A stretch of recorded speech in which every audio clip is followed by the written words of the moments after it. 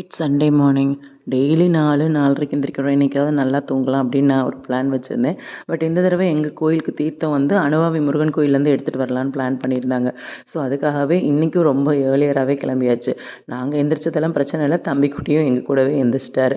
அனுவாவி போறதுக்கு முன்னாடியே போரூர் பட்டீஸ்வரர் கோயில்ல போய் சாமி கும்பிட்டு வந்துடலான்னு போனோம். நாங்க போனப்ப யானைய குளிக்க வச்சுட்டு இருந்தாங்க. ஸோ அதெல்லாம் பார்த்து என்ஜாய் பண்ணிட்டு அப்படியே அங்கேருந்து கிளம்பியாச்சு. என்னதான் வயசானாலும் இவங்களுக்கெல்லாம் இருக்க என்ஜாய்மெண்ட் பார்த்தீங்களா? அவங்க லைஃப் அவங்க ரொம்பவே ஜாலியா என்ஜாய் பண்ணிட்டு இருந்தாங்க. ஸோ அப்படியே நேரா கிளம்பி அனுவாவி முருகன் கோயிலுக்கு போயாச்சு. நான் இன்னைக்கு ரெஸ்ட் எடுக்கலான்ற பிளான்ல தான் இருந்தேன். பட் அனுவாவி போறோம், மருதமலை போறோம் அப்படின்னு சொன்னதையுமே வேண்டாம் வேண்டாம் போய் நேரா முருகனை பார்த்துட்டு வந்துடலாம் அப்படின்னு கிளம்பியாச்சு. தம்பியை தூக்கிட்டு போறது தான் சிரமமா இருக்கும்னு நினைச்சேன். பட் தம்பி சமத்தா அவரே ஏறி வந்துட்டாரு. ஸோ அங்கேருந்து சாமி கும்பிட்டுட்டு அப்படியே நேரா கிளம்பி மருதமலை முருகன் கோயிலுக்கு போயாச்சு. பயங்கர கூட்டம். எப்படி சாமி பார்க்க போறோமோ நினைச்சோம். ஸோ முருகன் அதுலலாம் சோதிக்கவே இல்ல. ஸோ நல்லபடியா சாமி பார்த்தாச்சு. இப்படி தான் எங்க சண்டே போச்சு.